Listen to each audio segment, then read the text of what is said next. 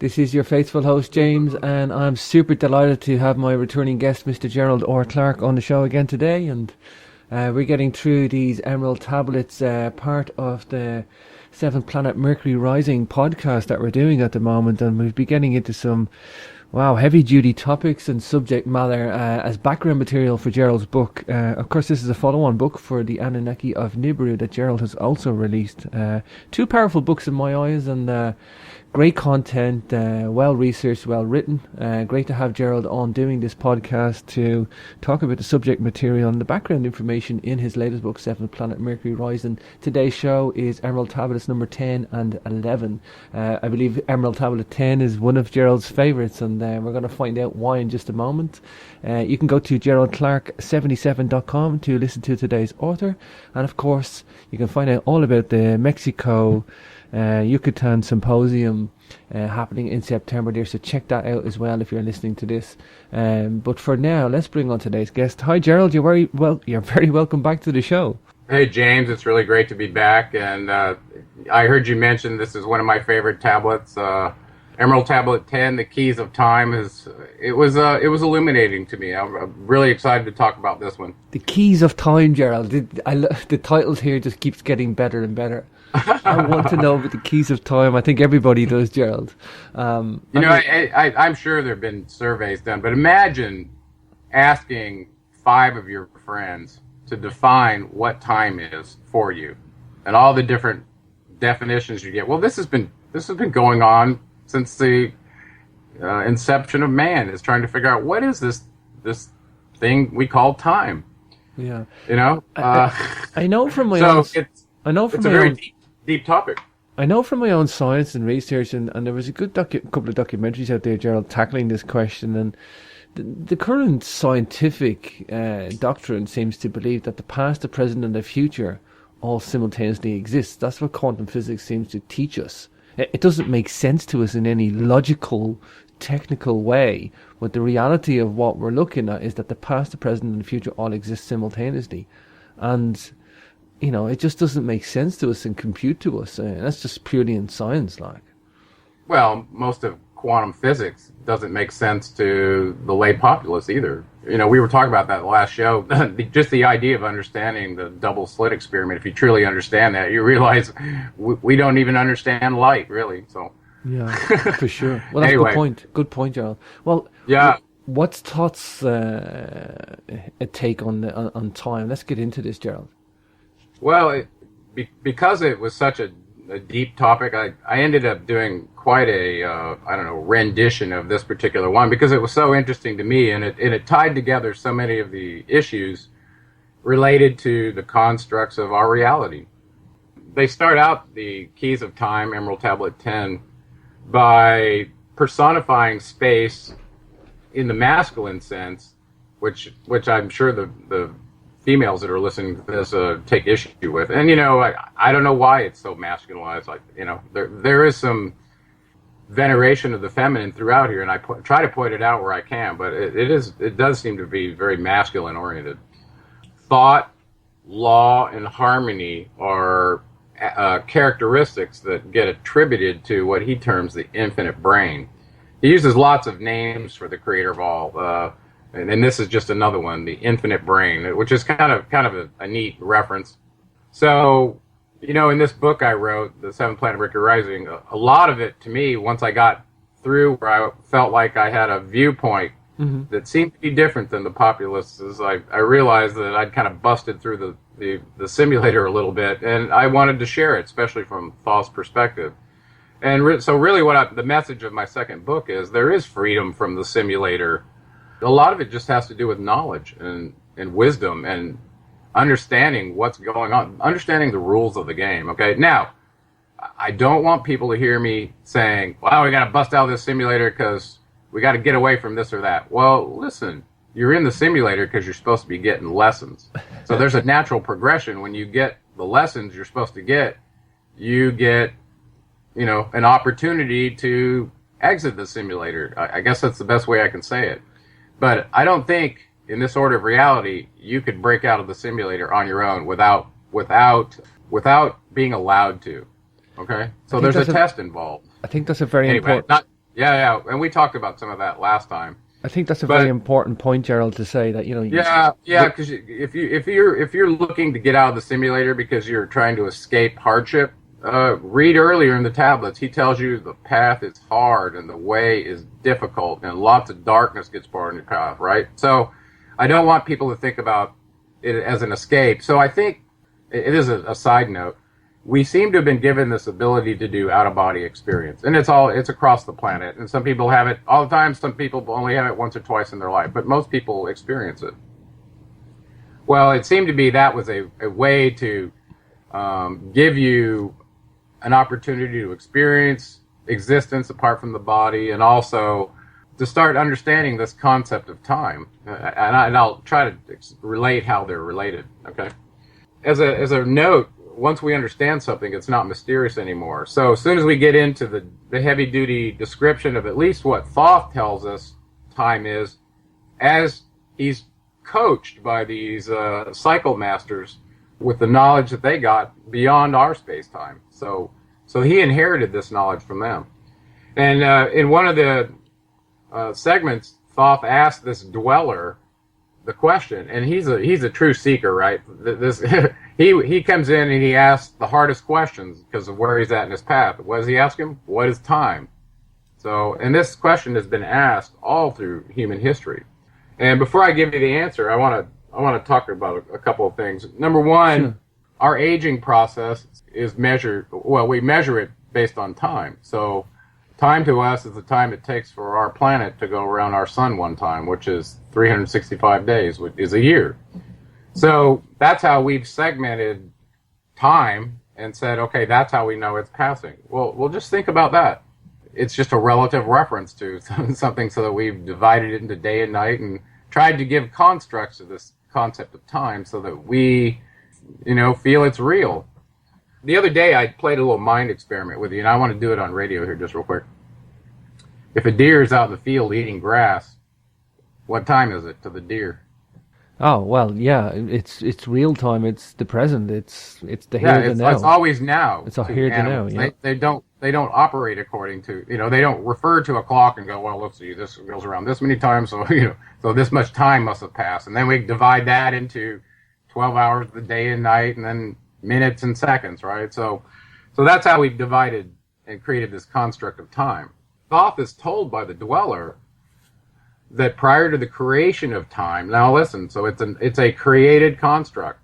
Only the void existed. It was timeless, spaceless nothingness. And actually that coincides with the Sumerian account and also with the Genesis account of the creation of our reality. Go ahead. Yeah, humans have this strange perception, and I like that question about the deer, because it puts a point, that we ignore the present and we ignore the future, Gerald. Most people's idea of time is history or the past.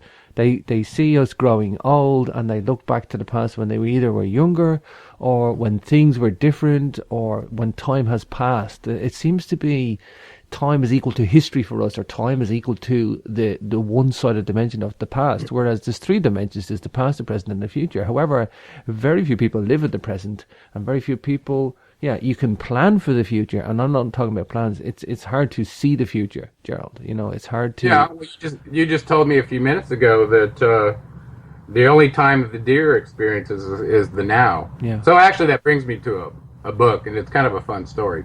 I was... getting some structural work back in San Diego, and one of the therapists recommended this book while I was face down on the table, The Power of Now. And I was like, oh yeah, that sounds good. And I put it off, but I didn't. For some reason, the idea of the book just didn't really connect to me. And about a year later, I somehow saw it on the shelf, and how when a seed's been planted, I was like, oh yeah, I'm supposed to read that book for some reason, and I read it, and I was really amazed by what Eckhart Tolle had done in The Power of Now, because he seemed to have taken many of the deep spiritual lessons from multiple disciplines and put it into lay terms that really made him a blockbuster author, right? In that book, he talks about, the idea of the now and what that forces us to do is recognize how we partition time into past, present, and future. Now, I have to disagree with you. I think people spend a massive amount of time in the past and planning or projecting or worrying or being anxious about the future. So, and I think people that don't understand that there is no past or future, they spend very little time in the now, and there are various ways to access the now, this power of the now, because it takes away a lot of the story that we tell ourselves from the past that got us where we are, and if you realize your brain's nothing more than a computer that you can apply to scheduling and planning when you have to for the future, do that, but then when you're not doing that, be in the now. And there's lots of discussion in Eckhart's book, Power of Now, how to do that. So I'm not going to do it here, but it's a fantastic book for anyone who hasn't read that. So I highly recommend it to anybody who hasn't delved into what the now is in this construct of time, at least starting there. So how did time get created if we said it was only a construct, a creation of this infinite brain? Well, he's told that the thought, that a purposeful thought vibration was used to fill the void. Woo! As an engineer, all of a sudden you go, okay, was that was that cymatics? What kind of vibration? Is it a certain frequency? How do we verify that what he's saying is true here? So that really caught my attention, that this idea of creating a carrier wave that's sitting on top of the space or the void, this matter that's used to differentiate light and dark, and it's just the void. So it was purposeful. It was done by the infinite brain, or the creator of all.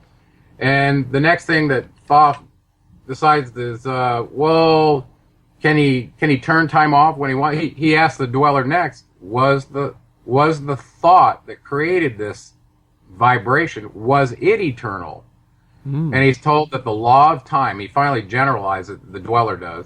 He calls it the law of time, had to be created so that a thought was sent into the void, had to also be eternal. So if it came from an eternal being, he's saying it's eternal. So this construct of time is eternal, even though it's a created construct. Okay, and I'll refer people to the holographic diagram model that I've done and talked about a few times. It's on my blog, and I think it's on my Facebook page as well. Well, there were two boxes back in the top of the diagram. One of them was a rectangle box that was the law of time, and one was the law of matter. And those were the two major functions that the creator of all used to set up our holographic simulator. Okay, so if you knew how light created matter, you'd know the laws of creation of matter. If you knew how this vibration turned into a time construct, then it would all the mystery would be revealed. So we're going to dive in kind of deep on the law of creation of time for this one. And I think we mentioned I'm going to do the law of creation of matter at the conference. Okay. Fascinating stuff. So all of a sudden now we realize this infinite brain, this creator of all, needed a time construct to establish order, in order to distinguish events, if you will. Okay? Mm-hmm. So, but even though time is fixed and unchanging, it helps categorically separate an event by some quanta, and he doesn't tell you how much that is. Now, there's the idea of a parallel dimension, right, where you have parallel realities that you can access maybe by brainwave frequency, maybe by some vibration that seems to be the catalyst to get you to experience another dimension. Well, if thought was responsible for this, and we're all from the same source, we have to ask ourselves, can we travel through time with our thoughts? We can do it in our imagination. How do we know what effect that's really having? It's an interesting thing to think about. So I've pondered this quite a bit about how you access parallel dimensions, and I've had a lot of experience with talking and journaling about and having out-of-body experiences. So I've thought about this time travel issue from your astral body quite a bit. And all of a sudden, we get told by Thoth that he gives us kind of this geometric discussion about how time exists in space or in this void, discussing it later as angles that one can actually take that overcomes the construct of time. So all of a sudden, he's telling you this mystery that allows you to overcome time, but we haven't really gotten deep into what time is. But he tells you if you make a right angle turn after you've left your body, that it appears to circumvent time and allows you to travel to different dimensions, and it doesn't distinguish whether it's the parallel dimensions, lower dimensions, or the upper dimensions. He just says it allows you to transgress or overcome time. Now, for us, based on what he said so far, it looks like we can visit parallel dimensions. We can't visit the lower dimension, but we can visit higher dimensions if we use the Duat portal. And we're time constrained to only 6 hours if we were to do that. So that's our escape from the holographic simulator. Is they've given us a construct, according to this, that you can escape for 6 hours through the portal. Otherwise, you can travel all you want through our 3 layers of our holographic simulator. And if you're understanding how to overcome the law of time, you can also visit these parallel dimensions. This is quite a technique, Gerald. It is a technique, actually. Actually, this goes back to the idea of having an out-of-body experience that he teaches you, and I've kind of shared Robert Monroe's method as well, which I personally that was the one I did all my life, was Robert Monroe's. And then I discovered Thoth's method, and it was kind of foreign to me. But when I studied it, the same borderland dream state and relaxation techniques, they both seem to support that. This is a crazy concept. What were your thoughts about what time was as an engineer? I mean, did you have a précis version? Did you think about these things deeply? Did you ever distinguish between your thoughts and your computer being used in the past and the future versus just putting it to rest and realizing you could be in the now? I mean, where were you at before this? Honestly, Gerald, I went through most of my engineering career, my early 20s to my late 20s, basically, with a very kind of, I don't know, I would have had an engineering career and an engineering role, and I would have explored alternative concepts, and I would have kept them simultaneously running side by side. And I say it because that's exactly how it was for me, and I would never mix the two. And it wasn't until my late 20s that I tried to fuse everything together. It's like I was gathering all the data, keeping each compartment sanitized till I got a grounding on it.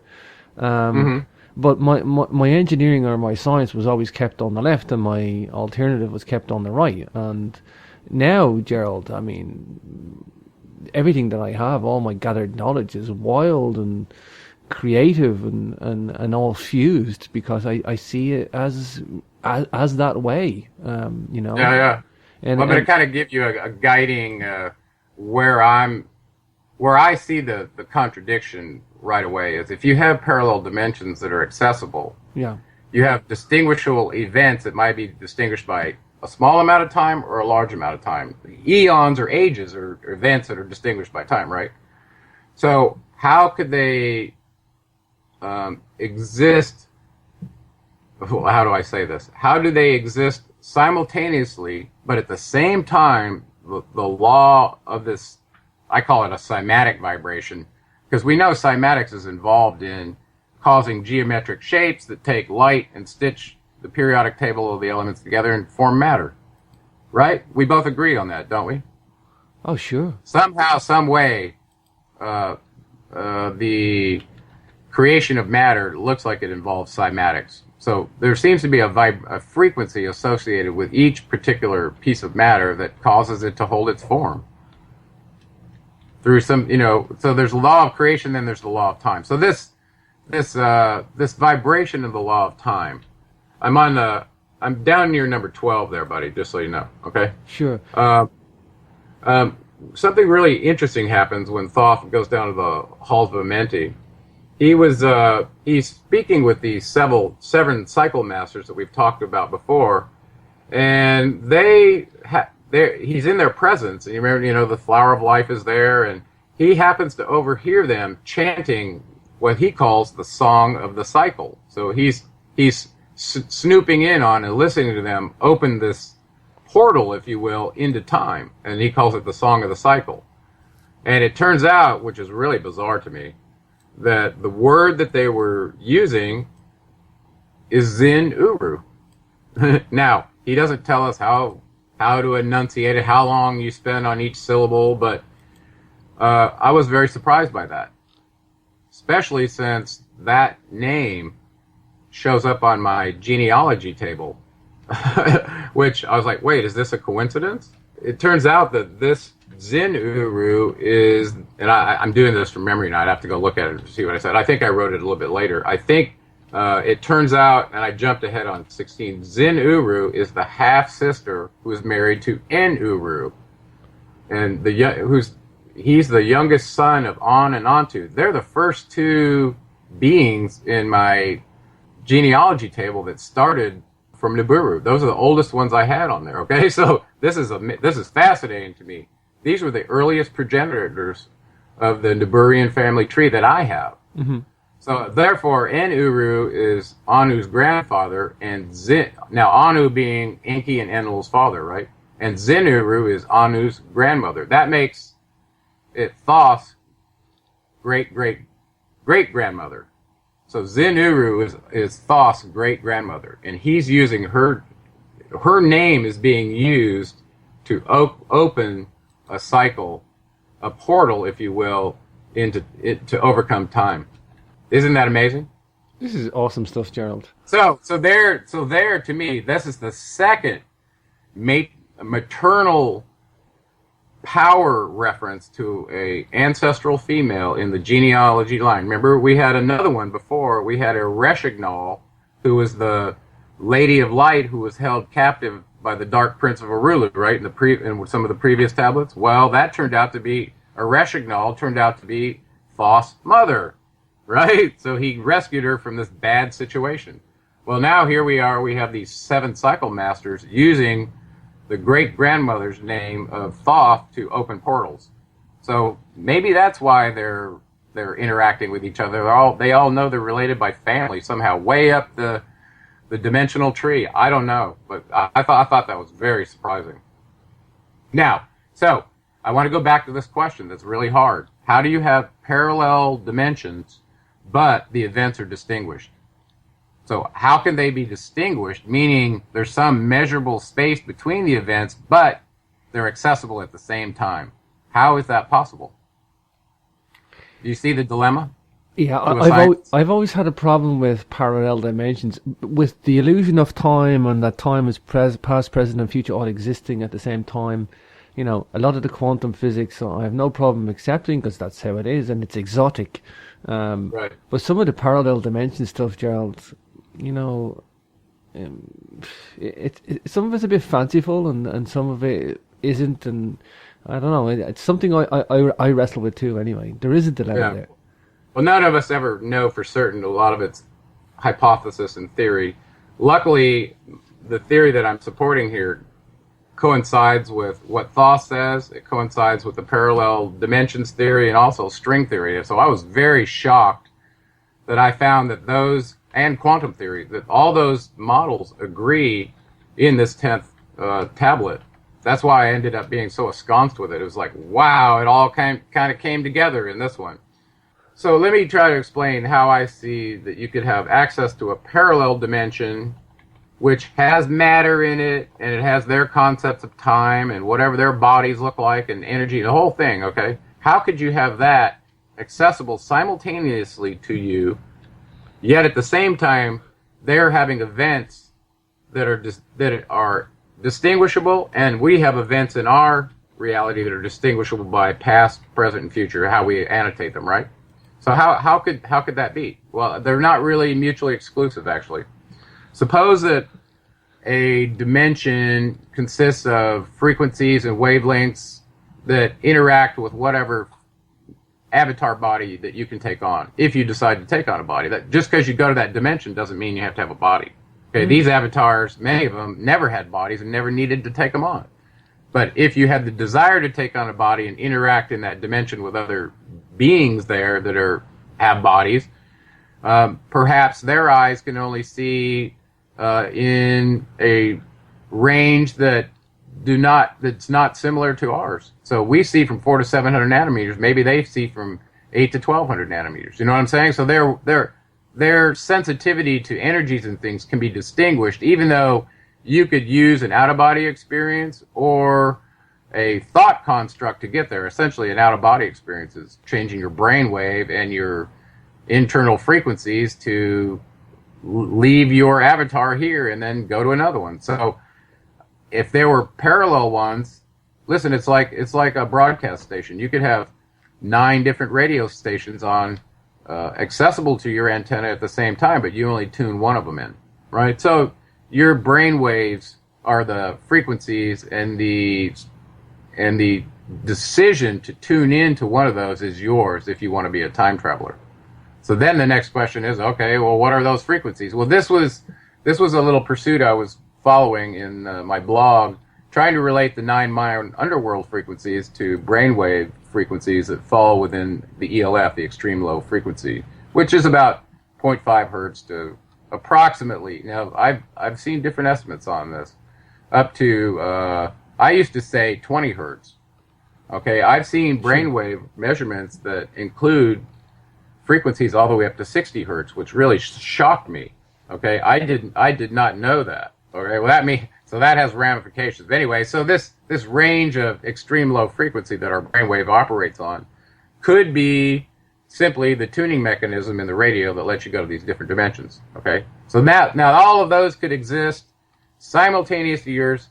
The question is, how are they in exactly the same place? So this is where the space and time get kind of confusing. So if you're sitting in your chair and you have an energy experience where you're out of your body, or you're laying in your bed, you leave your body and you go to another dimension, that doesn't mean you're in the same physical location. And this is where it kind of tripped me out a little bit on the description from Thoth. He said our parallel dimensions are 9 worlds within worlds. So think spherical balls inside each other. Sure. So when you achieve a certain frequency, you go on to that circumference on that surface of that world, okay? And that's all you would see is your perspective from the surface of that world. So if you were at a deeper layer, so he's saying that there are 9 layers. Now this is a really crazy model, but it agrees with the Mayan idea of this underworld frequencies, right? They mentioned the underworld frequencies. So I did that in my blog, and I won't get too far onto that, but think about that if your brainwave coincides with a frequency that lies into this Mayan underworld, maybe there were 9 simultaneous places that you could be by changing your brainwave frequency, but what you saw when you got there would not be the same. So we're saying, Gerald, it's like a sphere within a sphere. We're saying then, Gerald, that the actual brainwaves then are actually relevant to the dimensions that you can go to. Absolutely. This has been my understanding for a long time, and I don't think I connect with a lot of people on that, but I think people are starting to realize everything's about frequency. So if you've got a brain that slows down enough to put you into out-of-body experience, REM sleep or lucid dreaming, whatever you want to believe, when you're asleep at a certain period of the night, but that frequency is very different than the frequency when you wake up. And we know, waking consciousness is at around 13 to 20 hertz or something like that. Well, if you're in a deep alpha state meditation, you're down near 7 hertz. So all of a sudden you're at a very different brainwave frequency than someone else. So I do believe brainwave frequency and your energetic state of your consciousness change your perception, not only of time and reality, but also of your restrictions. Because when you realize you are energy, that you're not restricted to this body. People talk about Tesla and all the different inventions that he had and all the variety and all, but they were all down to frequency. He understood the frequencies of all the electromagnetic spectrum, and everything he did in his life was basically from an understanding of frequencies and how frequencies rule nature, frequencies rule the world. Well, I want to use that just for a second and talk a little bit about this distinguishing of events. So we distinguish events by time, T0, T1, for an engineer, but, it might be the Jurassic era and the Triassic period. Those are ages that distinguish events, okay? But I want to try to do this justice. So suppose we don't try to describe matter, we just say it exists in the dimension, and that an event is a sequence of material objects and beings or having an experience with it. Okay, it's an event. So we'll call these distinguishing little snapshots of a state space that an event. Now, how would you take an event of James's birthday when he was born, and then the event of his starting his radio station? Well, there's just two events in your life. There's stopping points along your way. Right? Yeah. So we got a sequence of events that are stopping points that can be chained together from time T0 to the end of your life. And we could call that, your life. Well, suppose we wanted to go between those events in your life. Maybe it lasts 100 years if you're lucky, right? You got good Irish genes. Sure. And you wanted to go from the time you were a teenager to somehow experiencing the time when you were at the end of your life. And now that we know that time is a construct, you realize that the trippy part is you've already lived that life and you can access it anytime you want. But your consciousness is going through the experience of it in a sequence of events that are distinguishable by the hour hand on our clock, right? So, in my mind, from a software construct, you have a queue of events or a linked list, if you will, that can be accessed by a time traveler. So suppose a time traveler comes from another dimension through their mind construct or their out-of-body experience, and they go, well, I want to see James when he's 25. Okay? Well, by tuning their brainwave into that dimension, that got them there. Now they've got to tune in to the event that's in your sequence queue, or in your sequence queue. It goes from T0 to what, right? Well, imagine that now you've got to ask yourself, how do I distinguish between what's the minimum space between event E0 and E1? Like you were born and had your first cry, okay, or whatever. Sure. So all of a sudden you go, well, how do I distinguish those events? And this is where the mystery gets exposed, in my mind. Okay? So now you could have these spheres within spheres. Each one could have its matter. It could have its events in a queue that represent each entity's experience through the holographic simulator. Okay? And we've talked about methods for accessing them. What we haven't answered is, how can these events be distinguished, yet be accessible at the same time? Now, this is where I really have to have you put your engineering hat on for a second. Okay? Sure. On the frequency spectrum, if we wanted to create a radio station and it was tuning into a particular frequency, we basically have an infinite number of divisions of frequency, depending on how many decimal places you choose. Yes. Right? Exactly. In dividing the frequency spectrum. So you pick, 102.7 or whatever. Okay, so we've got one decimal place. So at the 102, we've got the possibility of fractions 102.1, 2, 3, 4, or 102.1 through 9, right? Yep. Or at 0. We got 10 different possibilities right on station 102, just at the decimal place. Sure. Okay. Just to point out for the listeners, when you're listening to FM, the FM band is megahertz, so that's like 1,000,000 hertz. So it's 98 million hertz. So when you see it incrementally broke up on your radio station, 98.1 FM, it's 98.1 million hertz. So that's why the incremental decimal points are so, arbitrary, on the megahertz band, the FM frequencies. So just to explain that for the listeners, Gerald. You bring up another good point. We oftentimes take frequency bands or wavelength bands and we assign nomenclatures to them, make them easy to reference. Yeah. So we have the microwave band that we talk about in frequency, or the C band or the L band or S band for satellite. So instead of talking about a frequency range, or we have the visual spectrum, goes from 400 to 700 nanometers, right? Yeah. So we either talk about frequency or we talk about wavelength, and we know they're related. If you multiply them, you end up with the speed of light every time. Doesn't matter what it is. Yep. You pick a frequency, compute the wavelength they're related by. So if you have speed of light, we use as a constant, which is we're going to talk about that in a second. You can get one and the other. So for wavelength and frequency, you can always derive one from the other.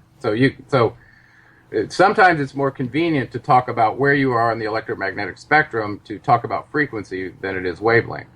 If you're dealing with light issues like lasers and so on, and you're shooting them through the atmosphere, you're probably going to be more focused on wavelength than you are on frequency. Okay? So I hope that helps understand that. But the reason I kind of vectored us back over to wavelength is because the law of creation of matter, which these particular dimensions we're talking about in the 9 spheres within spheres, or worlds within worlds that Thoth gives us, are separated somehow. And in order for them to be separated visually, now brainwave is one thing, but also we're saying that they have to be distinguished visually too. So you can't see beings in another dimension unless you've taken on an avatar body in that dimension, or you're a higher dimensional being and you can see everybody, right? So everybody else is playing hide and seek. Well, this is where it gets really, really interesting to me about this law of time.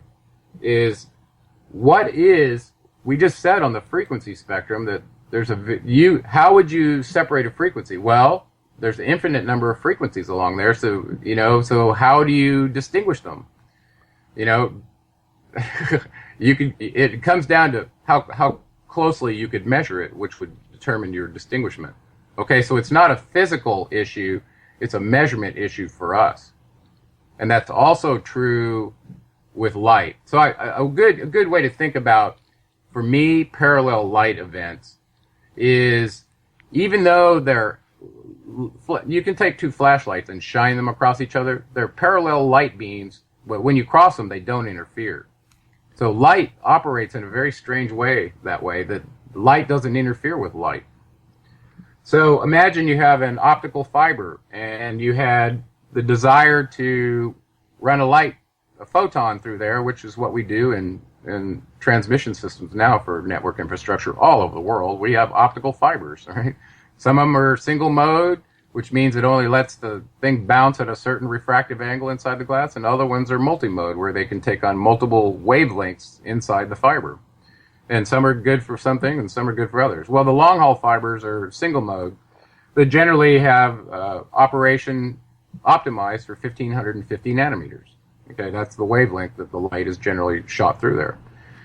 And these fibers can actually support multiple wavelengths that are stacked inside there right next to each other. So think about a comb with teeth on it, and you lay it on its back and the teeth are sticking straight up. Yep. Well, these little spikes of energy could be stacked inside this fiber right next to each other. Okay?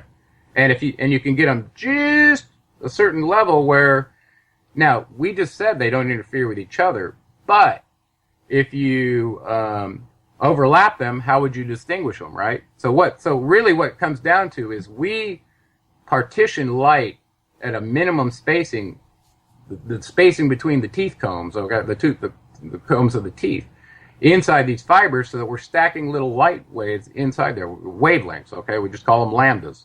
Well, imagine you had 9 of them in a fiber, and you had to distinguish them. In other words, you had to be able to put them in and get them out without them getting all mixed together. We're talking about light here, right? Sure. Well, this is our construct of needing to separate each wavelength and pull it off. But imagine they're stacked right on top of each other. How would you distinguish them?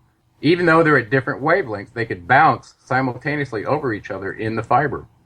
Okay, so all of a sudden, what you realize is there's a minimum spacing that these things can be together, these light pulses, and still be able to distinguish them.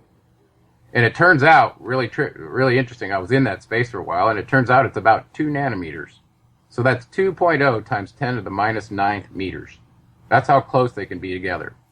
So now think about that in terms of a being who's trying to distinguish the differentiation between photons or wavelengths in light. If you don't have that distinguishing ability, then you wouldn't be able to tell if 2 simultaneous events were going on. because one of them is only visible to this being based on this wavelength, and the other one's accessible to you based on the other wavelength. You see what I'm saying?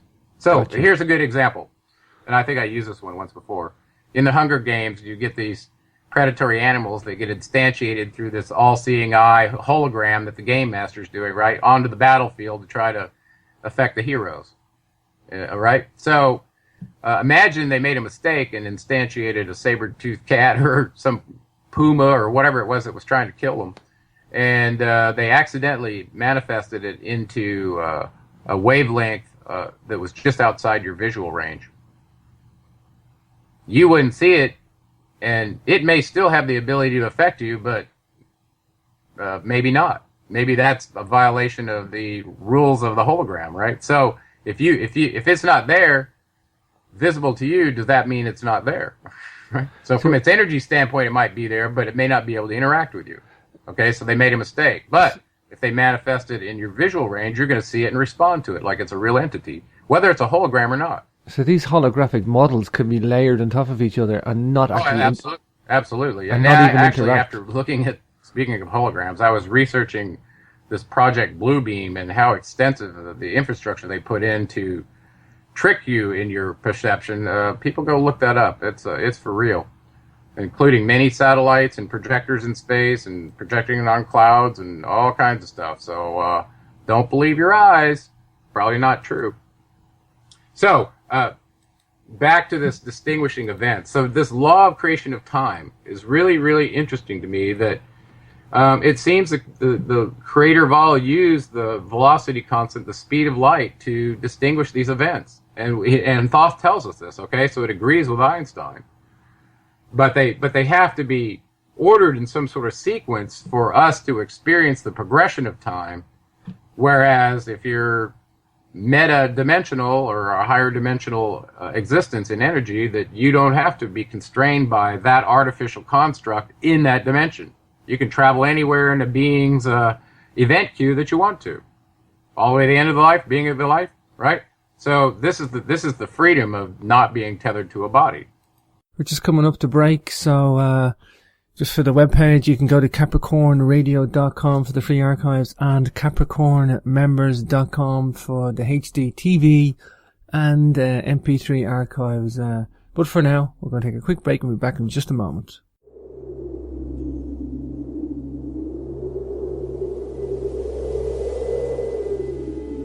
There is something majestic in the land of Ireland. This is known the world over. The Celtic Irish are descendants of the Tuatha De Danann, a mysterious, supernatural race of gods written about in ancient Irish Gaelic texts. This is the basis for all Irish mythology, and our megalithic ancestors are interlinked with these peoples. You have a chance to come and see these monuments and temples for yourself. The megalithic landscape is rich in the realms of myth, legend and wisdom. Come see all this on the most spectacular Sacred Sites tour in March 2016. The Sacred Sites and Equinox tour is not to be missed. Tour highlights include Grinnin of Ailloch Observatory, the Giant's Ring Henge and Dolmen, St. Patrick's Day special at St. Patrick's Ancient Chair, March 17th. Knockmany Passage Tomb linked to the Queen Maeve with special access. Beemore Temple Complex, Dunluce Castle, the Giant's Causeway, Beltany Stone Circle, Kilclooney Dolmen, and the Loughcrew Equinox Event Alignment. Of course, we will see the famous tombs of Newgrange, Noth and Doth. Also, Fornox Rock Art and Shamanic Chamber, Tara Hill Complex, and we're going to finish at the Tuatha De Danann's origins in the northwest of Ireland at Carrowkeel, dated 3500 BC, and the famous Carrowmore 5000 BC complex. Check out all the full itinerary on the Tours Events page for more details at jamesswagger.com.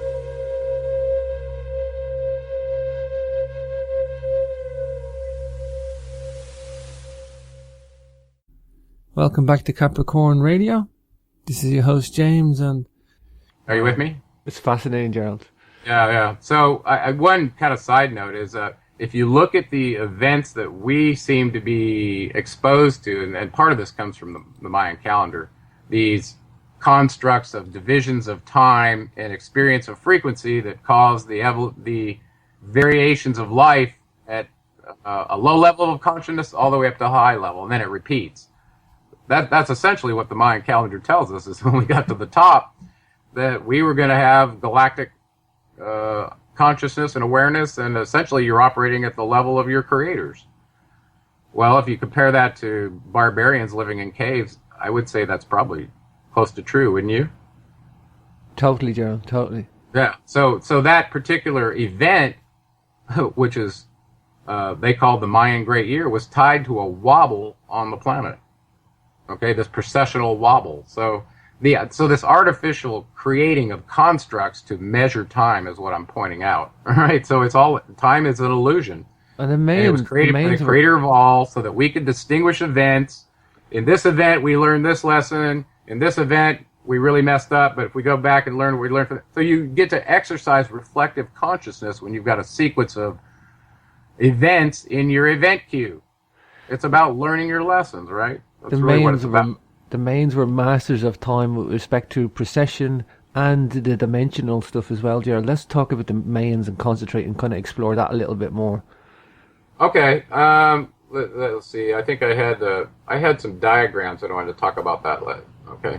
Yeah, let's talk about that. So in the Mayan calendar, they had 9 rows and 13 columns, and the columns were distinguished by day and night. So that you had 7 days and 6 nights of creation, right? Where have we seen that before? Well, this was in their Tzolk'in calendar. Okay. Yeah. And as you started out at the bottom of the calendar, at the cellular level, if you will, that goes back 16.4 billion years in their calendar. Now imagine that. How did they learn to count that high? It went way beyond their fingers and toes. Thoth taught them this. Okay. Now what they would do in these rows, they would have a divisor which was 20 every time. So every day and night you ended up dividing by 20 until you got to the end of the row, the 13th column. It would give you a time frame or an era so that you could look at it. So the end of the first one took you to 1.26 billion years. Mm-hmm. And then the next row, you're still dividing by 20. So it starts telescoping down right to the top. This one, we had first animals, first mammals. And then 41 million years ago, this ends up at 3.15 million years in the 13th column after we divided by 20. You had your first monkeys. And then I won't do every single one because you can look at it in the book. Then you had tribal humanoids 2 million years ago. And then regional spoken language showed up around 102,000 years ago, according to this one, which one of the attributes was reason. Okay. And then in 3115 BCE, laws, punishment, and writing showed up in a big way. And we saw that in Sumer and also in Egypt. And then when you get up to about the 7th level, this is about 1755 AD. This is the industrial era. And then the next one was January 1999, began the galactic era, where ideas about right and wrong and ethical conduct became a very important thing. Now, it's interesting to note, these divisors, whatever it ended up being, the number of days in the 13 column, when you took those 13 columns and divided that initial start amount by 13 times, which was a very important counting mechanism in their calendar, you'd end up with the time that Drunvalo Melchizedek seemed to indicate in his writings that was the time it took if you were to manifest a thought that it could theoretically show up in your holographic simulator within that time frame. Doesn't mean it would happen right away, but it could happen within that time frame. Well, the shorter the time frames got toward the top of this pyramid, the quicker your thoughts turned into real events. Okay, so under this universal conscious co-creation level, which started February 10th, 2011, according to Ian Lungold, every 20 days, you had a day-night cycle, okay, according to the 13 columns, which means you had some really good stuff for 20 days and some really crappy stuff for about 20 days, and it just kept repeating cyclically. Well, that should be happening kind of right now. So I'm not sure when the Mayan calendar ends how quickly it flips back over and restarts, because this one started, this particular portion of the Zolkin only seemed to go one way. I don't see it restarting cellular life unless you go to another planet or another dimension and start this again. Sure. Yeah. So what the bottom line is, as of October 28, 2011, we should be at universal conscious co-creation, and your thoughts maximally will be manifested within 20 days, according to this table.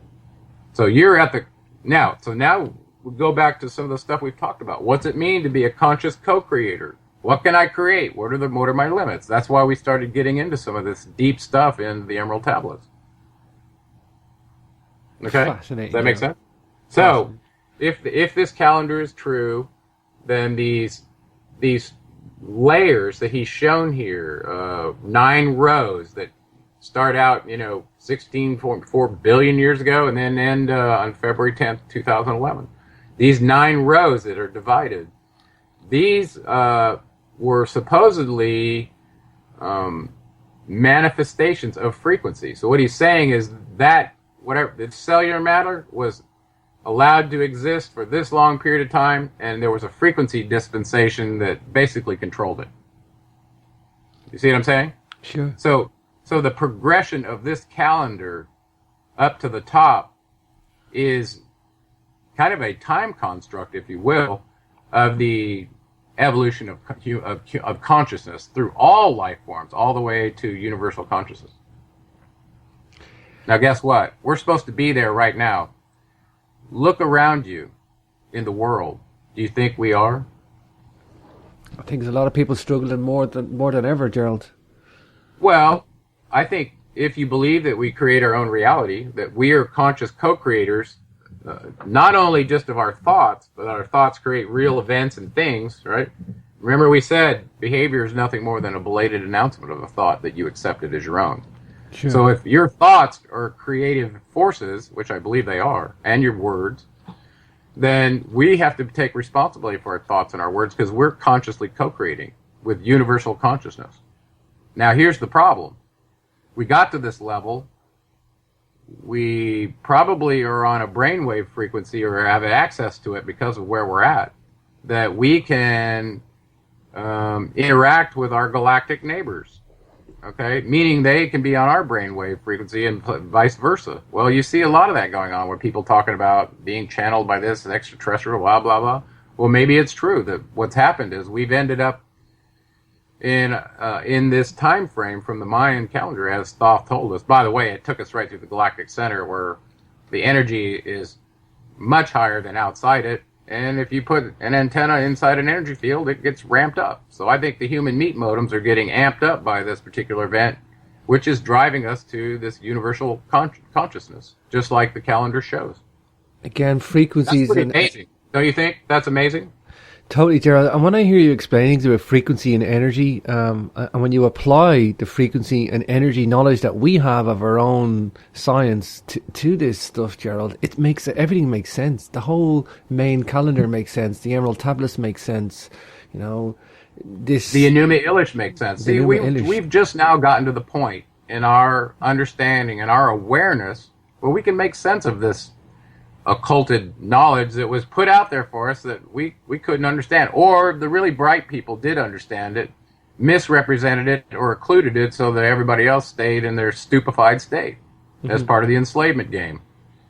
Sure. So what I asked you earlier was, look around the world. Do you think we've reached this universal consciousness? Yes, there's war and destruction and blah, blah, blah. But I think, based on what I've seen, since around the time frame Ian Lungold has told us this, there's been a lot of people all of a sudden change course, and they wake up. And I can't describe why they do. Oh, I think we're there. I just think it's trying to. I think we're there. I think it's being hijacked on us, Gerald. And I think. Oh, absolutely. I mean, I knew that it had started to happen after I wrote the Anunnaki of Nibiru, and it was I think 2014. I don't remember what it was. It was within a year after I wrote the book. We were at some dinner party, and there were people of all ages there, and demographics, and the topic came up. I don't know if somebody at the History Channel or the topic of my book came up. And next thing you know, there was a whole circle around people talking that you would have never guessed they'd had any interest in truth or blah, blah, blah, you know, at a party, you know, where everybody's getting drunk and blah, blah, blah. Well, this topic came up, and I was surprised at how many people across different social, economic, demographic ranges were starting to wake up to this information. And it gave me a little hope, actually, but there's still a massive number of people. You ask them about the Anunnaki or Nibiru or any of this stuff, and they're just completely not interested, you know? The keys of time, Gerald. This is awesome stuff. Yeah. So how does that sit with you that this is really possible, that you could have an out-of-body experience? Potentially make a right angle turn with your thoughts, just like Thoth tells you, and all of a sudden, not only just visit, you know, people in the various time event cues, and you don't have to leave this dimension to time travel. So what if you wanted to visit the end of your life, right? Or see the beginning of your life? Well, this is really kind of interesting, because in this particular tablet, guess what Thoth says he did? He actually went back and accessed the creation account for us. He was there, remember, he augmented our DNA. And so for some reason, he mentioned in this tablet that he wanted to go back and visit us from the very beginning, okay, which he did. And you know what he said as a result of that visitation? What's that, Joe? Ain't nothing changed. Nothing has changed. Nothing has changed. Wow. Isn't that crazy? So anyway, so I'm really, you know, we can't do it justice here, okay? But I just posted an article on some of the scientists that were working on this construct of string theory and parallel dimensions, and matching it mathematically with with quantum theory. So I don't think we can do it justice on the radio, but in that I did put the article that was sent to me that I found with all the references to the Japanese scientist, and I think it was Moldicino. I have to look up their names. I don't have it off the top of my head. But that article I posted on my Facebook page. And actually, it was in a recent magazine that was a headline magazine. I'd have to go look up and see what it was. But really quite amazing. All of their work was mentioned in it. And I was so excited, because that's the work that I mentioned in my book. Sure. So... Well, so what do you think about time? Do we have time for anything else? Well, we got time. We got time to play the Keys of Time, Emerald Tablet 10, Gerald. If you're good to go with that, but I'm happy that we kind of portrayed some of the knowledge there that's in the Keys of Time. Yeah, it's difficult. Yes, there's lights and frequencies, and people may not be familiar with that. But some of the basic concepts of what electromagnetic spectrum is, the frequencies, the band of frequencies that we're talking about, it's not that big a chunk of. If you just look at that little chunk of knowledge, you have a little bit of an understanding. Well, now that you know that this time is a construct, and listen, do you not think that governments of the world, scientists, secret labs have been trying to come up with a device that allowed you to travel through time? Of course they have. Well, now that you realize if you could change your brainwave to this particular one, and we've correlated it with this, either this dimension or a parallel dimension, and that you had certain rules, it's demystified. And I think they could have built a device to actually do this. So we've seen so many movies with time travel devices and such. I think it's probably got some merit now. Truly. Yeah. What do you think? I think I think they have a Stargate program. I think they have everything that they got, like that Indiana Jones warehouse with all the artifacts of the world, and I think it's more clandestine than we could even, create ourselves on paper, Gerald. Yeah, well, that's interesting. You bring up the idea of the Stargate. There was actually a what looks like the exact same circular stone edifice that shows up in Stargate SG-1. Have you seen that one? Yeah. That actual stone artifice was found in the 1920s in Babylon, and there's a picture of it on the internet, and it looks they must have copied the image of that and made that for that movie. Really? Yes. It's really crazy. There's a real, somebody just sent me a picture of it too. I'll send it to you on Skype so you have it. Oh. And we'll have to, actually, I should pick a place where we can post that so people can see things when we talk about this. Sure. Well, Facebook or a website. Yeah. Well, we'll put that in the Capricorn. Anyway, we'll put that in the Capricorn members blog article section, Gerald. Yeah. We'll put it up there so people can see it. But yeah, in the 1920s, they found this thing buried under the ground in Babylon. Now, if it was a time traveling device like Stargate SG-1 is insinuating, it seems like there might have been one in Uruk and one in the city of Jerusalem as well. Wow. So that's very interesting, isn't it? Fascinating, Gerald. That there really is a circular thing that looks like a device that could affect or manifest. Maybe the energy of it allows the brainwaves to go into this different dimension. I don't know. So it's an interesting concept, and I think it's got some legs. It's real. Sure. Gerald, okay, I'm going to play out Emerald Tablet number 10, The Keys of Time, and we'll come back after the break to continue the discussion on Emerald Tablet number 11. But for now, let's play Emerald Tablet 10. Sounds perfect. Okay. List ye, O man, take of my wisdom, learn of his deep hidden mysteries of space, learn of the thought that grew in the abyss, bringing order and harmony in space.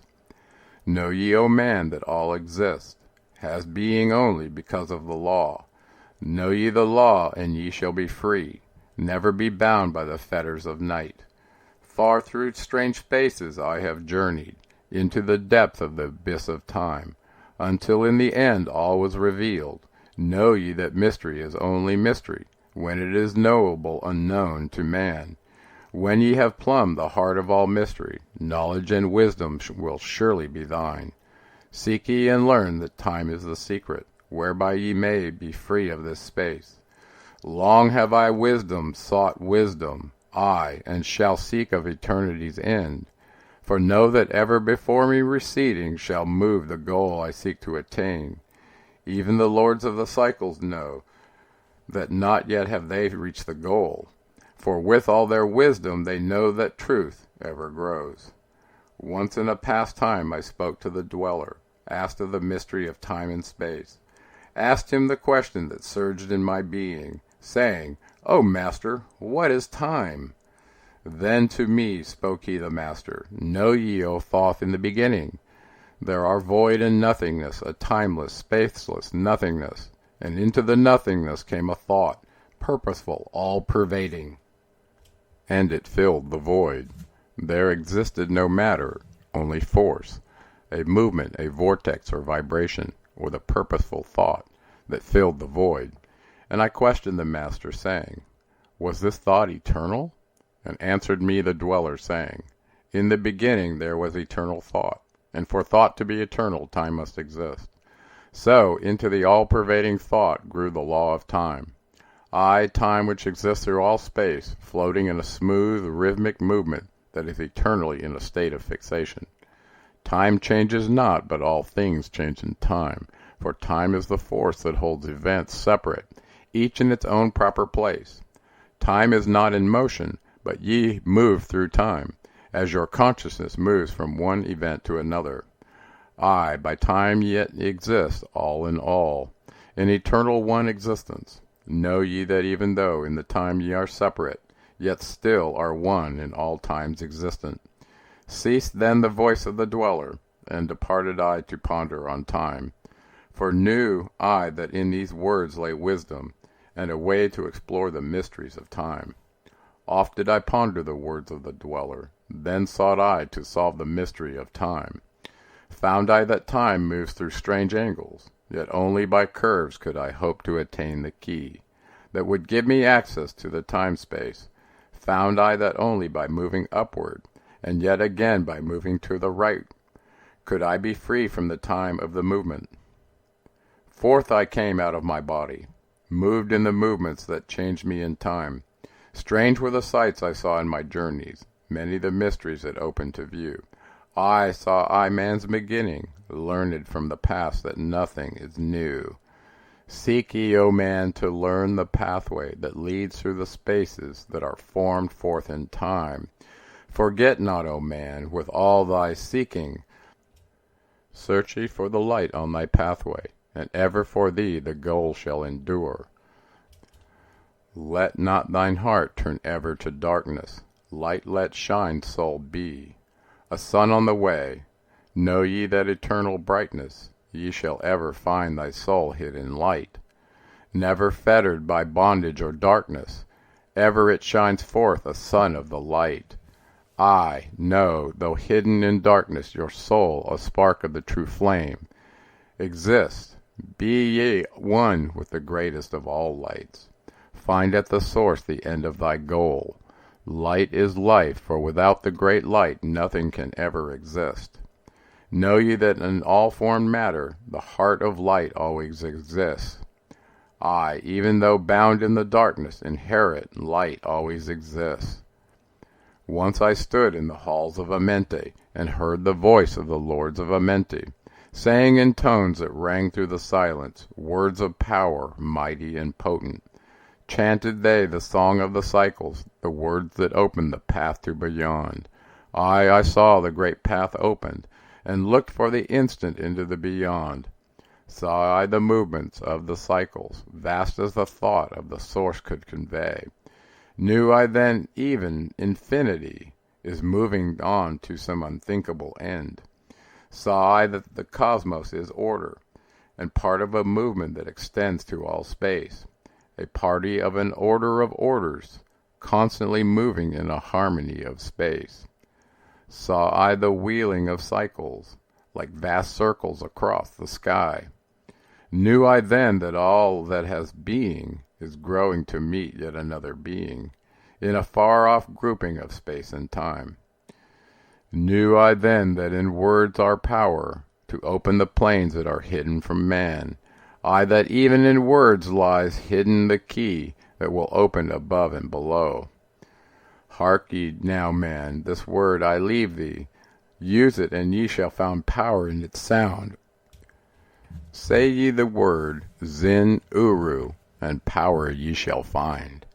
Ye understand that man is of light, and light is of man.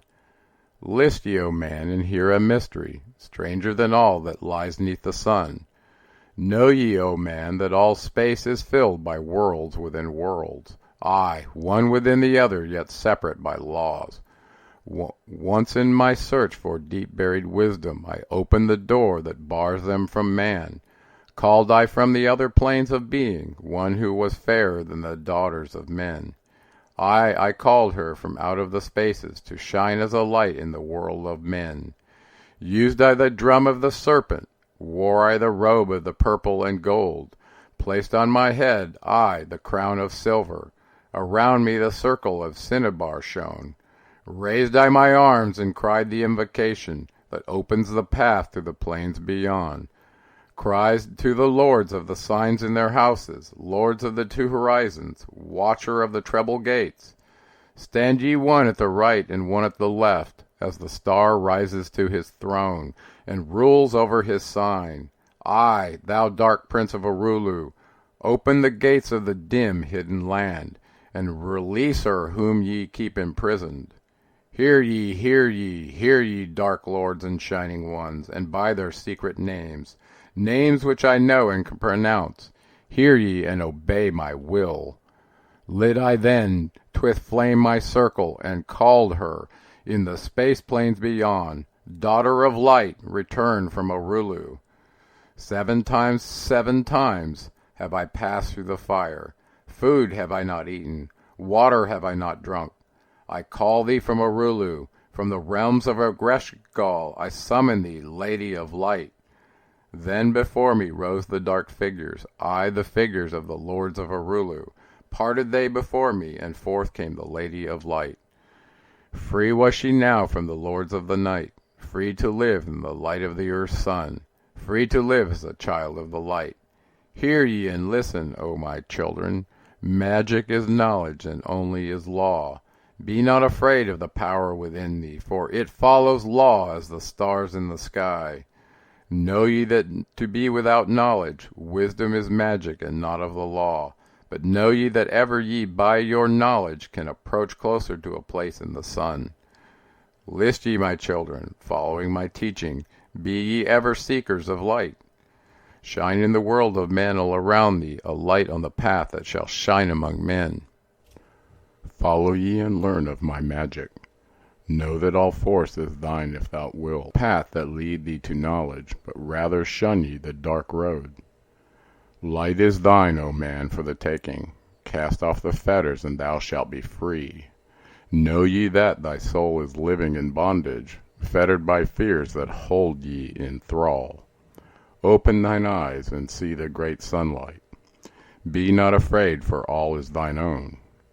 Fear is the lord of the dark Arulu, to he who never faced the dark fear. I know that fear has existence, created by those who are bound by their fears. Shake off thy bondage, O children, and walk in the light of the glorious day. Never turn thy thoughts to the darkness, and surely ye shall be one with the light.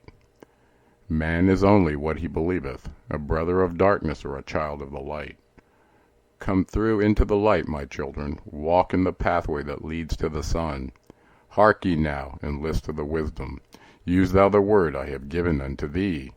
Use it, and surely thou shalt find power and wisdom, and light to walk in the way. Seek thee and find the key I have given, and ever shalt thou be a child of the light. We're just coming up to break, so just for the webpage, you can go to capricornradio.com for the free archives and capricornmembers.com for the HD TV and MP3 archives. But for now, we're going to take a quick break and we'll be back in just a moment. Greetings everybody, I got a quick announcement about a very unique conference coming up in Mexico with yours truly, James Swagger, and my good friend, Mr. Gerald R. Clark. You'll find all the information on the web pages, geraldclark77.com and jamesswagger.com. A little bit about the conference. In the Yucatan, the Anunnaki realm of the Maya, Equinox Ascension Symposium, September 2015, and of course, we're going to link that up on the websites, geraldclark77.com and jamesswagger.com and capricornradio.com. You'll find all the links there on all the web pages. And this is going to be unique for me to do this, Gerald, and unique for you too. I know, great to put our minds together and to put a venue on and talk about this stuff in a practical sense, where people can come and join and learn, philosophize, and also ascend, Gerald. So, yeah, well, I'm really excited about it. Yeah, listen, in the fact that we're having this level of dialogue couldn't be possible unless you were doing what you're doing. I very much appreciate you being a student of the information and seeking to understand. Well, understanding is the key to everything I do, Gerald. All the philosophy I look at and all the research that I do, it's all for understanding. Of course, coming across your two books, The Anunnaki of Nibiru and the most recent Seventh Planet Mercury Rising, it ties so many things together for me. Of course, I'm going to be speaking at the conference myself. I'm going to be on site. I'm going to be doing a little bit of the tour as well. What I'm going to speak about is the global megalithic culture. Archaeoastronomy, I'll focus on the Maya. Archaeoacoustics, I'll also focus on the Maya. Altered states, ancient cultures and awareness. Sacred science and geometry, entheogens versus acoustics in altered states. Processional numbers and numerology. Megalithic sexagesimal codex and Sumerian sexagesimal number system. Again, the Anunnaki realm of the Maya, Equinox Ascension Symposium. That's going to happen in September 2015 on the equinox, obviously.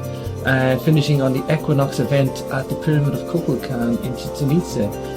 Of course, we're going to tie in your Anunnaki Nibiru connection with Quetzalcoatl, Chichen Itza, the Long Count calendar with Egyptian origins, Ascension Temple, the Emerald Tablet connection to the Mexico's pyramids that we talked about on the show, holographic state of reality, presenting models for that, keys to breaking the illusion of matter, the Tolkien calendar, again what we talked about in galactic timing. It's going to be super fascinating presentation, Gerald, on your part. I can't wait for. Yeah, the people that are coming will have their own private entrance gate to go right to the temple.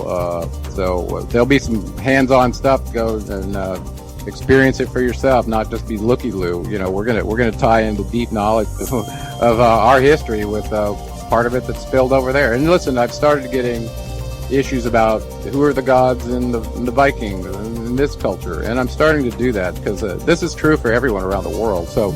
Yeah, the Mayans are going to wake up to find out that Quetzalcoatl was the mankind's consciousness coach and the author of the Emerald Tablets, and that's a profound thing to realize. Well, again, Gerald, I'm so excited about this whole thing. The conference, the location, the venue, the place we're going to stay at has its own access into the archaeological complex, and the transfer of knowledge, the networking with the people there, and of course the meditation. It's just going to be a wonderful 5 days. Of course, everybody can check this all out in the YouTube description, follow the links there, or of course if you want any more questions, contact us, but I think everything is on the page for the symposium. So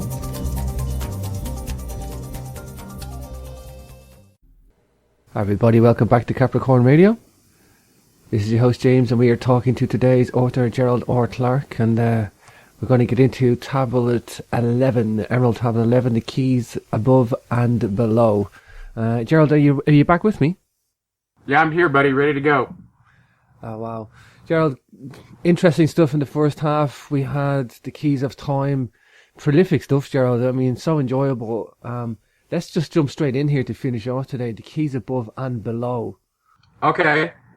Well, the first thing that I want to bring up before we even jump into that is before you even get into any of the bullet items, what do you think it means to distinguish between the above and below? And keep in mind that there was a biblical precedence in the Genesis account that talks about, separating the waters below the firmament, So what does it mean to you? What do you think about when you hear the above and below? Everybody's had this above and below thing going on, Gerald. It's in our in our culture, it's in our history, it's in our religion, it's in the mythology.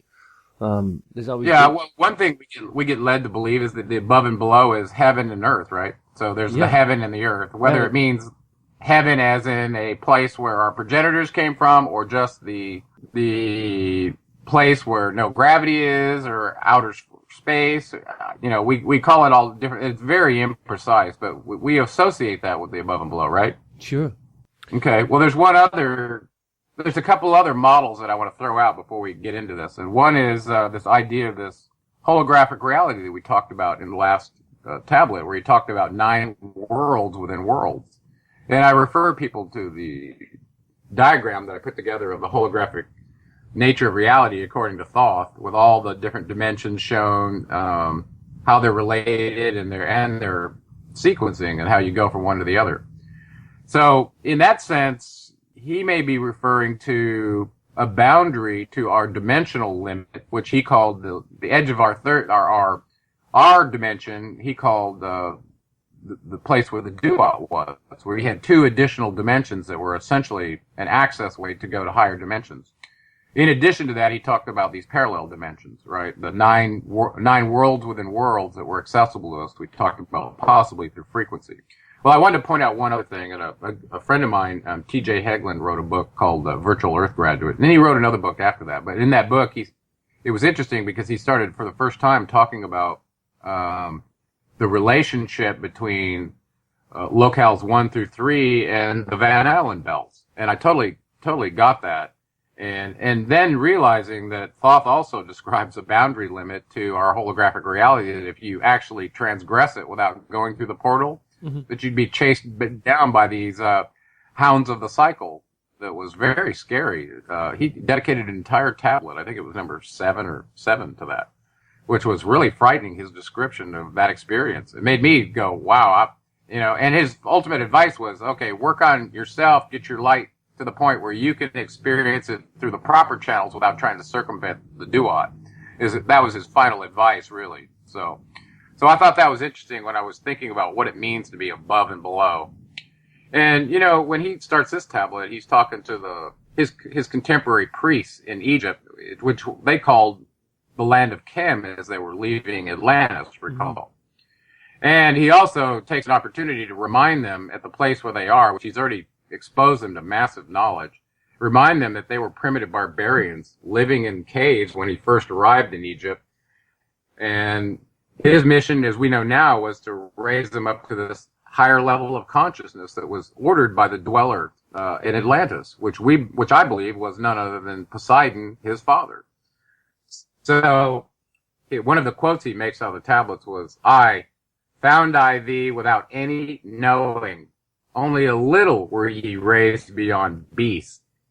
Fand I ever the spark of thy consciousness until at last ye flamed as men." So that's really interesting that, his mission was to come and raise consciousness contrary to what Enlil wanted from the primitive workers, which was to maintain basically a slave consciousness without ever questioning authority, the orders, or their state of enslavement. So that's pretty neat to know that, at least one of them, or at least looks like two of them, and plus his avatars that came with him, they're the light beings that are here to help us. And I think that's pretty terrific. He kind of lays out the groundwork of how long he's been in this game. He says he claims to have known our fathers, and he's been deathless through all the ages, living among us since our knowledge began. Okay, so that's a pretty crazy claim in and of itself. But he goes on to say, "I have all the wisdom known to man since the ancient days." What a claim. It didn't say some, a subset. He says, "I have all the wisdom known to man since the ancient days." Who better to pick out to be the one to pick his brain if he truly has that? So this is trust and verify, right? So the first time you read the Emerald Tablets, you kind of trust it enough to read it, but you're in this verification mode. And hopefully you realize that what he's saying in the profoundness of what we've seen in these tablets is true. What are your thoughts, James, after being deeply exposed to it? And I know I drug you through it because I included it in my book, but what do you think about this bold claim he's making here? It's prolific, Gerald. That's not like nothing. There's nothing light about it at all. It's like the most prolific statement of all time. Yeah, it's very, very bold. And imagine being exposed. If it was real, imagine he had been exposed to all the civilizations that occurred since the time they started this evolution of consciousness experiment with primitive workers, and he'd seen it all. I mean, he also goes on to say that he has gained wisdom from starborn races that goes, and his wisdom and from them is far beyond man. So not only saying, "I have all the wisdom from the ancient days of man," but now he's saying, and I've also been exposed to this advanced knowledge from other races that are way beyond where you're at.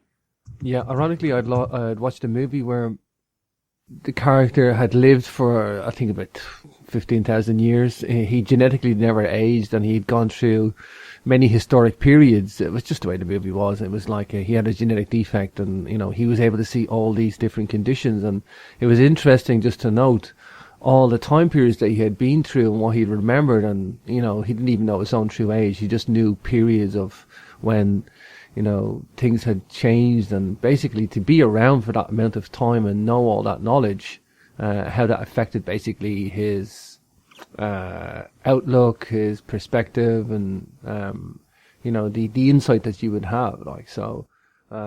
You can't even fathom what kind of perspective you've had if you'd seen every type of civilization rise and fall, what worked, what didn't work.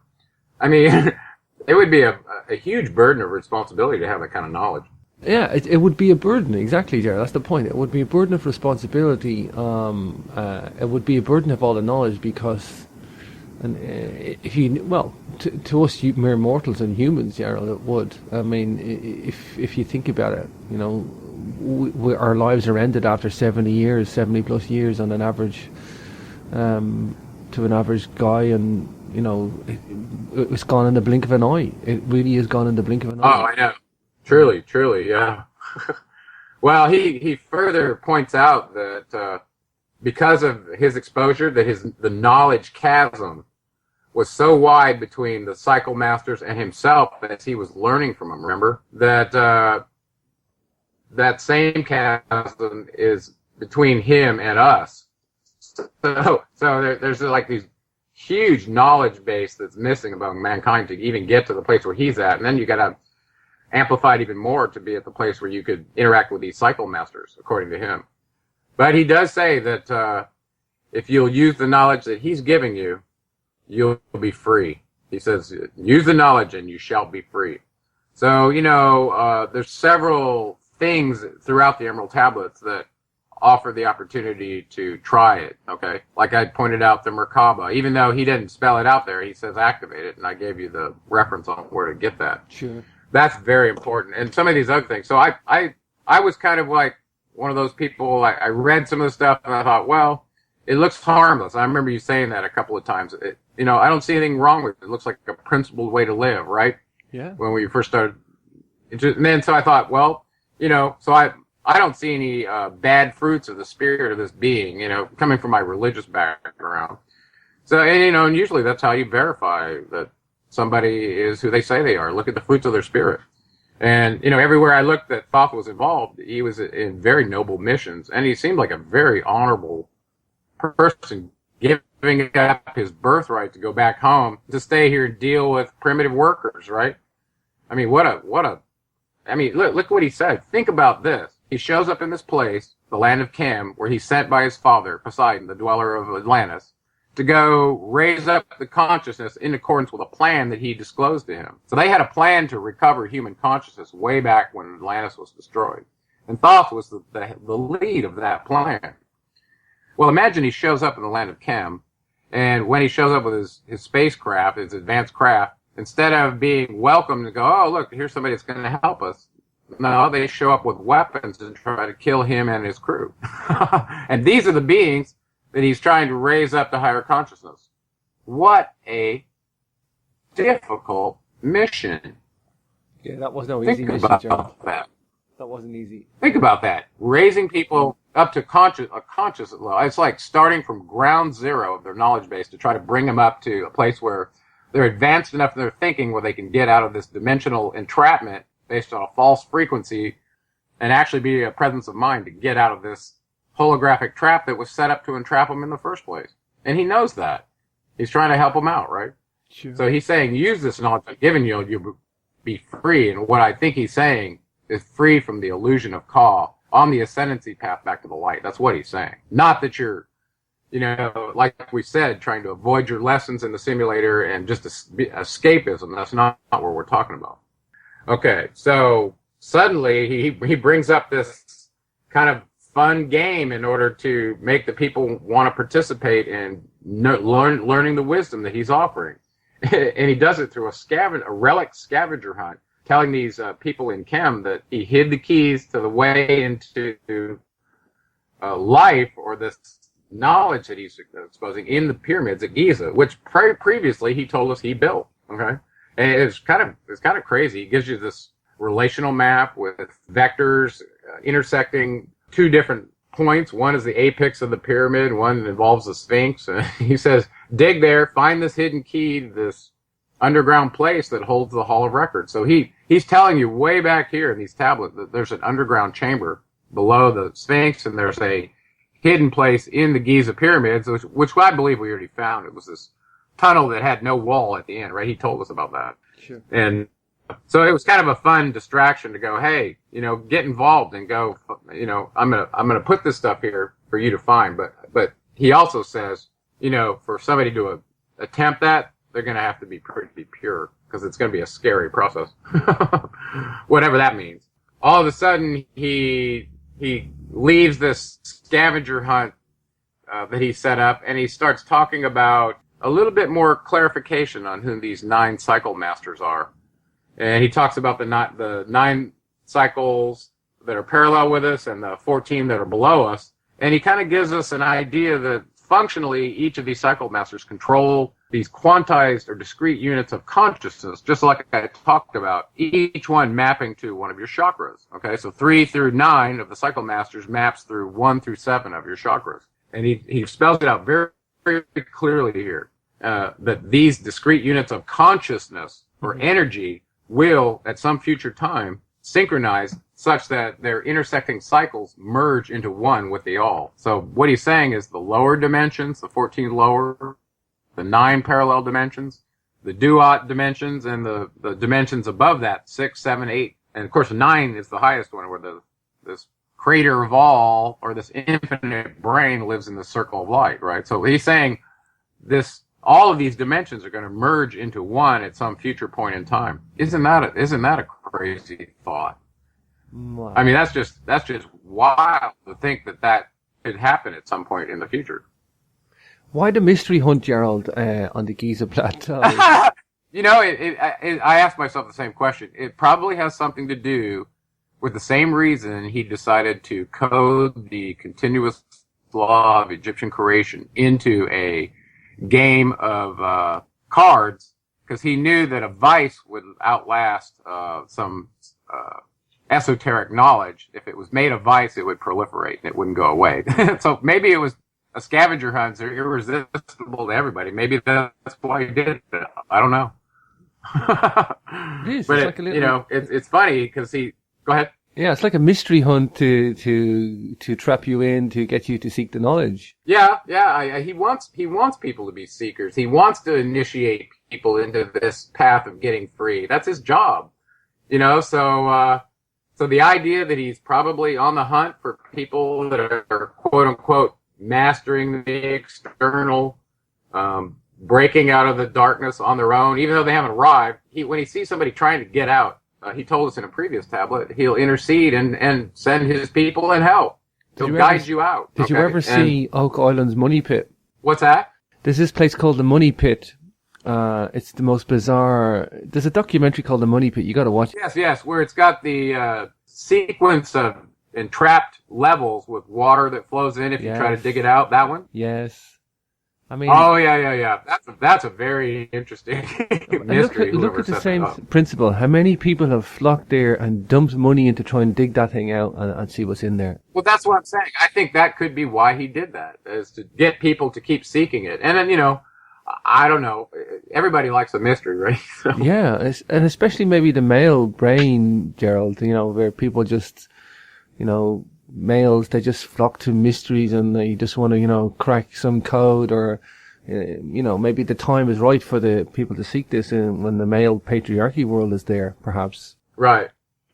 Yeah, I don't know. It's interesting. Some people have said his whole teachings are a little more too paternal, not enough maternal stuff in it. Mm-hmm. And I've tried to bring out his veneration for the maternal, and the fact that he describes in his documents that he was composed of both male and female energy. That's why he was the archetype, and everybody had to go through him in order to get out of this holographic entrapment. And he was the gatekeeper, essentially. So, it's very interesting to know that. Wow. But, it's one of those things where you get exposed to some esoteric knowledge, and as long as it doesn't violate, your tenets of what's right and wrong, and you take the hillbilly rules of learning and maybe apply it and try some of this stuff, it's a way of testing the spirit of what he's given you, because we don't have him directly until you start having an encounter with his avatars or him, if you believe that's possible. But his teachings in and of themselves remind me a lot of the New Testament teachings of Jesus. Mm-hmm.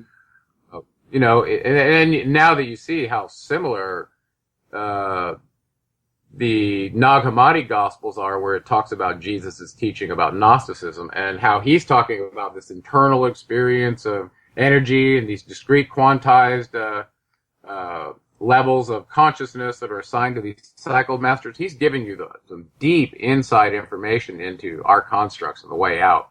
And I don't know about you, but I've tried a lot of this stuff, and it resonates with me. I feel like truly I'm not part of that illusion of Ka anymore, and it's been that way for quite a while for me ever since I started doing the Merkaba. But it incrementally has gotten more and more to the to the state where you almost feel alien among the populace, and you realize that they're not seeing the world way you are anymore, and it's very isolating in a way.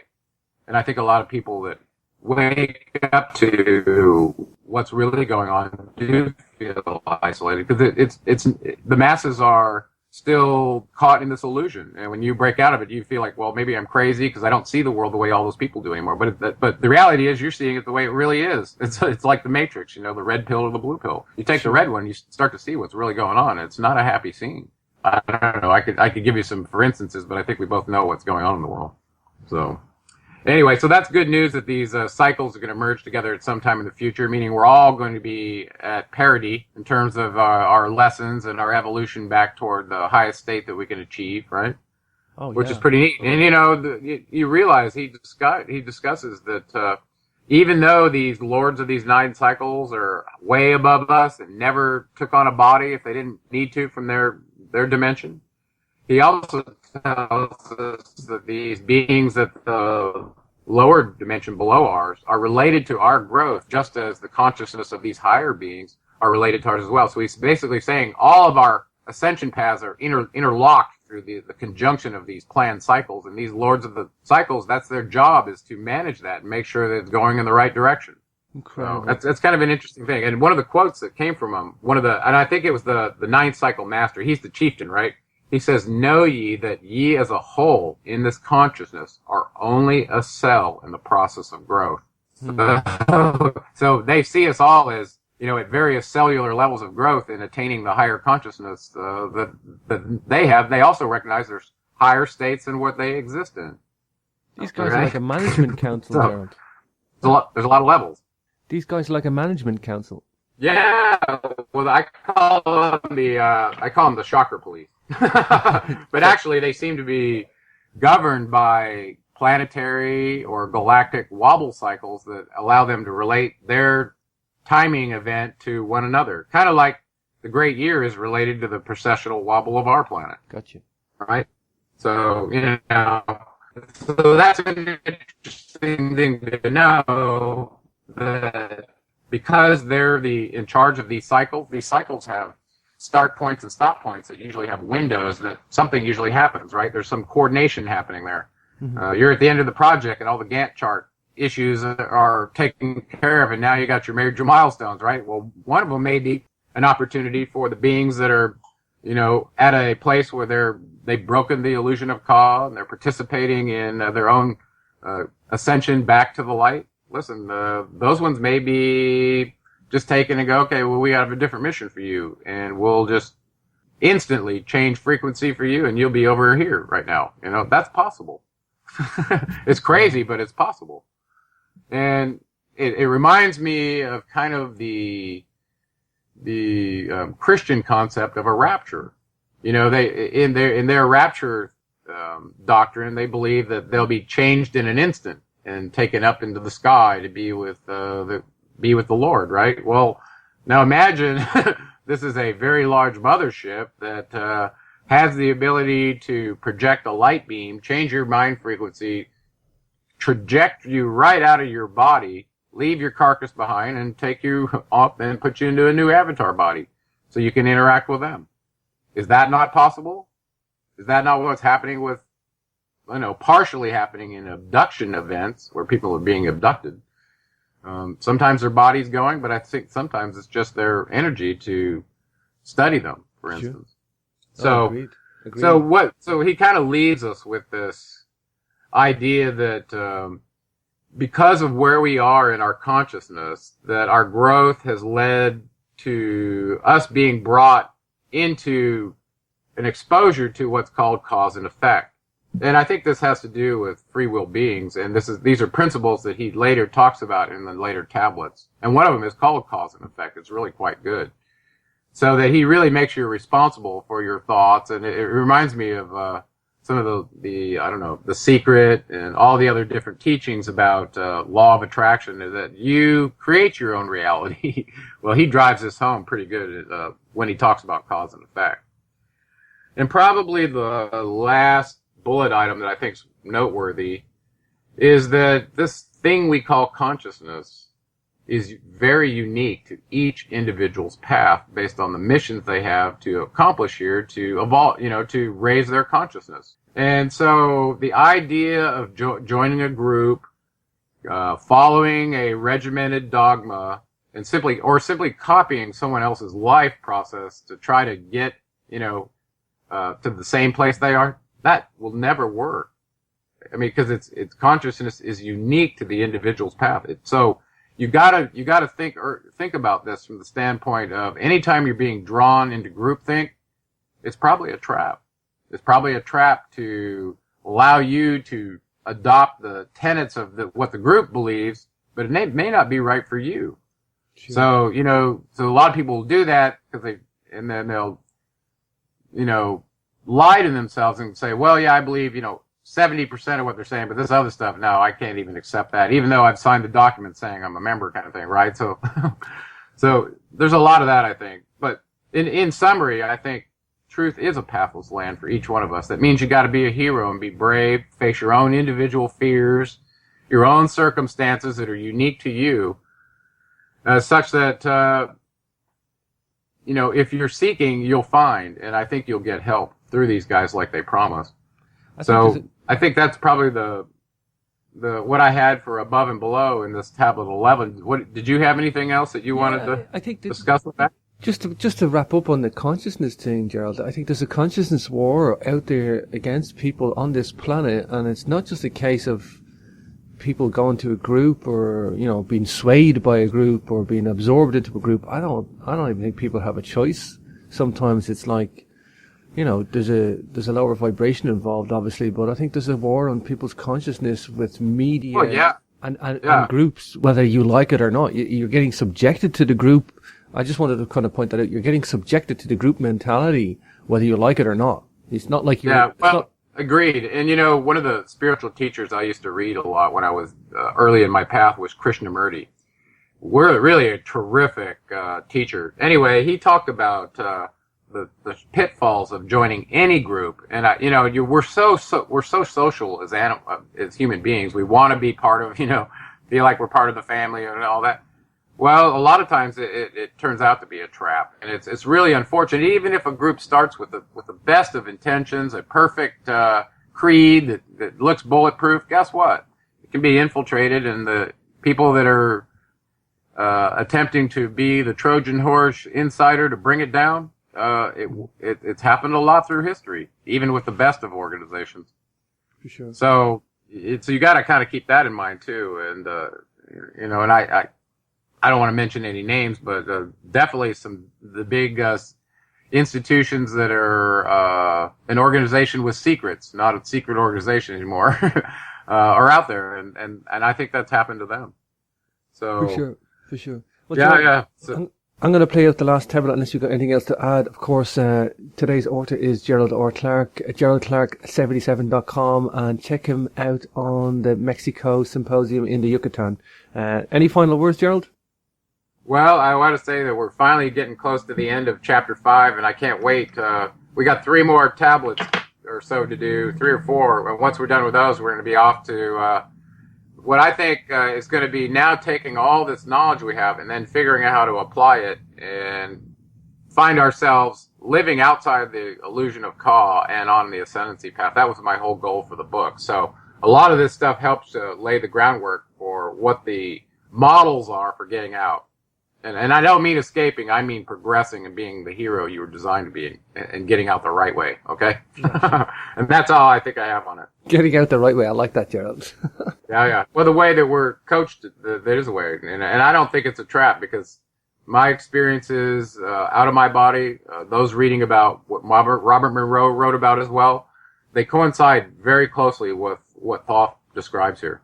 So I think there's good pragmatic knowledge to go along with this esoteric knowledge that he wrote long ago for these priests in the land of Kim, but he also wrote it for us. And that's why we're going over it right now is because it was released in 1925 by someone according to the early tablets that was for our benefit. So the fact that it's been out since 1925 is kind of amazing to me, really.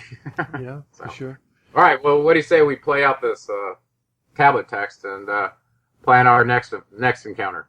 Over and out for now, Gerald. I'll play out this tablet. All right, buddy. Hey, it's been great. Talk to you next time. Hear ye and list ye, O children of Chem, to the words that I give that shall bring ye to the light. Ye know, O men, that I knew your fathers, I, your fathers, in a time long ago. Deathless have I been through all the ages, living among ye since your knowledge began. Leading you upward to the light of the great soul have I ever striven, drawing you from out of the darkness of night. Know ye, O people, amongst whom I walk, that I, Thoth, have all the knowledge and all the wisdom known to man since the ancient days. Keeper have I been of the secrets of the great race, holder of the key that leads into life. Bringer up have I been to ye, O my children, even from the darkness of the Ancient of Days. List ye now to the words of my wisdom. List ye now to the message I bring. Hear ye now the words I give thee, and ye shall be raised from the darkness to light. Far in the past, when I first came to thee, found I thee in caves of rocks. Lifted I thee by my power and wisdom, until thou didst shine as men among men. Aye, found I thee without any knowing, only a little were ye raised beyond beasts. Fanned I ever the spark of thy consciousness, until at last ye flamed as men. Now shall I speak to thee knowledge ancient about the thought of thy race. Know ye that we of the great race had and have knowledge that is more than man's. Wisdom we gained from the star-born races, wisdom and knowledge far beyond man. Down to us had descended the masters of wisdom, as far beyond us as I am from thee. List ye now while I give ye wisdom, use it, and free thou shalt be. Know ye that in the pyramid I builded are the keys that shall show ye the way into life. Aye, draw ye a line from the great image I builded to the apex of the pyramid, build as a gateway. Draw ye another opposite in the same angle and direction. Dig ye and find that which I have hidden. There ye shall find the underground entrance to the secrets hidden before ye were men. Tell ye I now of the mystery of cycles that move in movements that are strange to the finite, for infinite are they beyond knowledge of man. Know ye that there are 9 of the cycles, aye, 9 above and 14 below, moving in harmony to the place of joining that shall exist in the future of time. Know ye that the lords of the cycles are units of consciousness sent from the others to unify this with the all. Highest are they of the consciousness of all the cycles, working in harmony with the law. Know they that in time all will be perfected, having none above and none below, but all one in a perfected infinity, a harmony of all the oneness of all. Deep neath the earth's surface in the halls of Amenti sit the 7, the lords of the cycles, I, and another, the Lord from below. Yet know thee that in infinity there is neither above nor below, but ever there is and ever shall be oneness of all when all is complete. Oft have I stood before the lords of all, oft at the front of their wisdom have drunken, and filled both my body and soul with their light. Spake they to me and told me of cycles, and the law that gives them the means to exist. I spake me to the Lord of the 9, saying, O Thoth, great are ye among earth children, but mysteries exist of which ye know not. Ye know that ye came from a space-time below. This and know ye shall travel to a space-time beyond. But little ye know of the mysteries within them, little ye know of the wisdom beyond. Know ye that ye as a whole in this consciousness are only a cell in the process of growth. The consciousness below thee is ever expanding in different ways from those known to thee. It through in space-time below thee is ever growing in ways that are different from those that were part of the ways of thine own. For know that it grows as a result of thy growth, not in the same way that thou didst grow. The growth that thou had and have in the present have brought into being a cause and effect. No consciousness follows the path of those before it. Else all would be repetition and vain. Each consciousness in the cycle it exists in follows its own path to the ultimate goal. Each plays its part in the plan of the cosmos. Each plays its part in the ultimate end. The farther the cycle, the greater its knowledge and ability to blend the law of the whole. Know ye that in the cycles below us are working the minor parts of the law, while we of the cycle that extends to infinity take of the striving and build greater law. Each has his own part to play in the cycles, each has his work to complete in his way. The cycle below thee is just not below thee, but only formed for a need that exists. For know ye that the fountain of wisdom that sends forth the cycles is eternally seeking new powers to gain.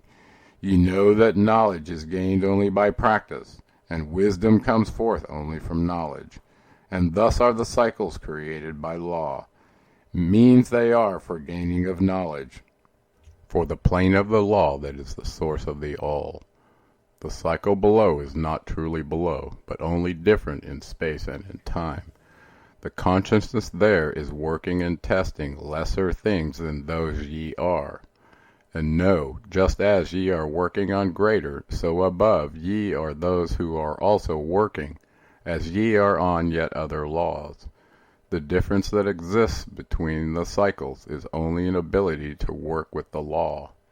We who have being and cycle beyond thee, and those who first came forth from the source, have in the passage through time-space gained ability to use laws of the greater that are far beyond the conception of man.